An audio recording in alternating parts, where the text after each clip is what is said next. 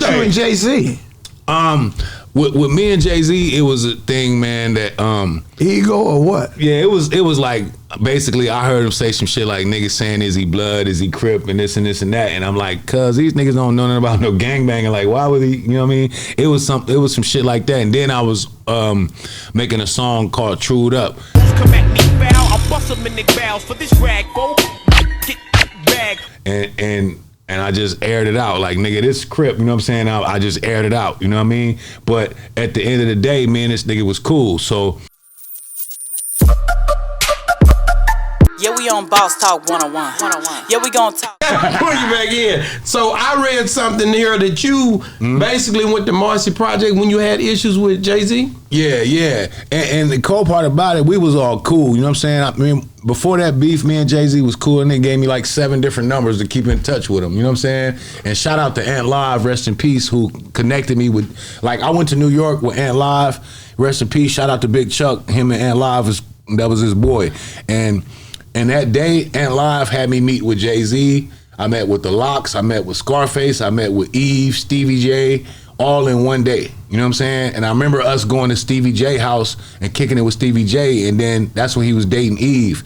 And Eve and the Locks was performing at the Apollo that night. So Stevie J was like, we going to the Apollo. And when we went to the alley, they just finished performing. Okay. And Jadakiss and them ran out in the alley, and they were so excited about their show. And I already knew the Locks or whatever, you know what I mean? So they hugged me, man. And at the end of the night, me, Scarface, and Jadakiss was together riding in the van. That's hard. You know Jadakiss, my boy. I never forget Nigga that. to kill. Shout out to the Locks. What happened with you and Jay-Z? With me and Jay-Z, it was a thing, man, that ego or what? Yeah, it was like basically I heard him say some shit like niggas saying is he blood, is he crip, and this and that, and I'm like, cuz these niggas don't know nothing about no gangbanging. Like, why would he? You know what I mean? It was some shit like that, and then I was making a song called "Trued Up." Come at me, foul, I'll bust them in the bows for this rag, bro. Get bag. And I just aired it out. Like, nigga, this crip, you know what I'm saying? I just aired it out, you know what I mean? But at the end of the day, me and this nigga was cool. So Jay-Z ended up calling Serena's house when we was in Long Beach, and she was like, hey, Jay-Z on the phone. Like, you bullshitting. But Big Chuck hooked that shit up. You know what I mean? Shout out to my dog, Big Chuck. And the Drama Family, you know what I mean? Big Chuck, the Drama Family, he hooked it up to where Jay-Z called, and he was like, meet me at Beyonce's after party, you know what I'm saying, tonight, and we're gonna chop it up, you know what I'm saying? So when I went to Beyonce's after party, he like, man, why you diss me, man? We started all cool as hell, you know what I mean? And it was like, man, I was like, man, you out here acting like you gangbanging and shit, you know what I'm saying? It was just it wasn't really no serious shit, you know what I mean? So at the end of the day, we squashed it. And then I ended up having drinks with Beyonce mama that night. We was chilling, you know what I'm saying? So we chilled out. It was a cool vibe, and we never had any issues after that. Well, how you end up in the Marcy's Project? What you was on that, when I went to Marcy Projects, I was with my New York niggas, you know what I'm saying?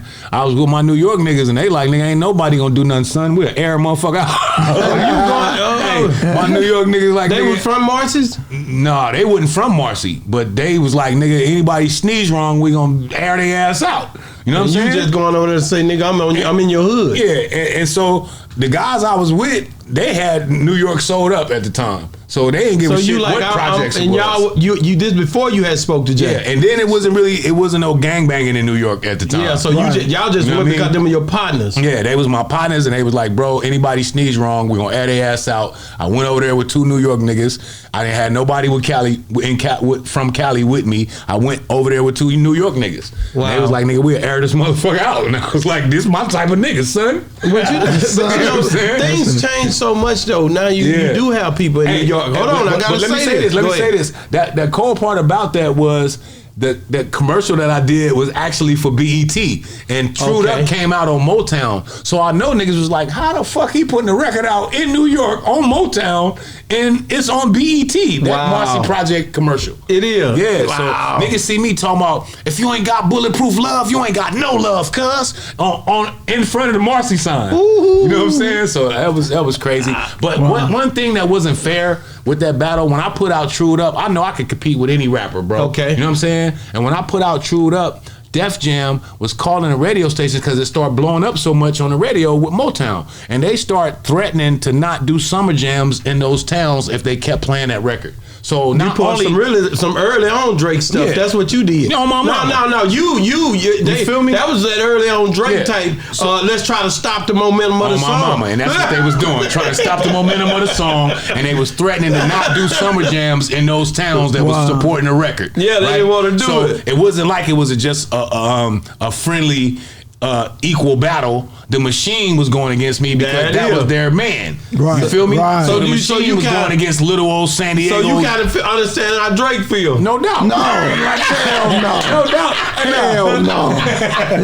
He didn't feel nothing like he ain't suing nobody. Because he didn't sue nobody. OG look like this. OG like, what the hell I'm not suing nobody, bro. And I feel like this. I walked away from Def Jam. You know what I'm saying? I didn't get. I was the only West Coast artist that didn't get dropped. Okay, you know what I'm saying? When they dropped all the artists from Def Jam, Lior, this is what Lior told me. He was like, you ain't never had no whack juice on you. You always. He said, I don't give a damn if you sell one record or a million records. You are a top list MC. So he was like, we want you over here with us. So after they dropped everybody from Def Jam West, I was the only West Coast artist left.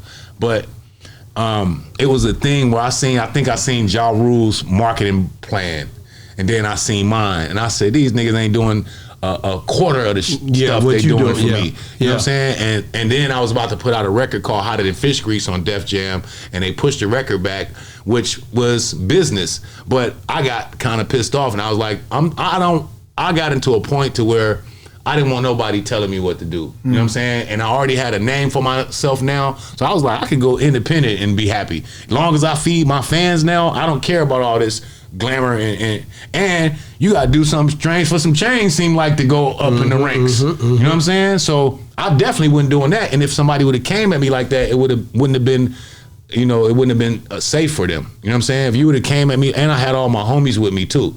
So if you would have came at me like that, it wouldn't have been good for you. You know what I'm saying? So I seen what I had to do, and then it was like niggas wanted me to go to Europe and all this, and I was like, nah, I'm not going to Europe. It just don't seem right. So I was like, just let me out my contract, and I'm good. I don't want to be on this label no more. So I made them release my contract. Then they tried to go into XXL and say they dropped me, so I had to make them go in there and tell the truth. Wow. And they went back in XXL and fixed a statement and said he wanted to leave the label. We didn't drop him. Wow. But before they tried to lie and say they dropped me. So I had to make them go make them tell the truth. Yeah, we on Boss Talk 101. Yeah, we gonna talk.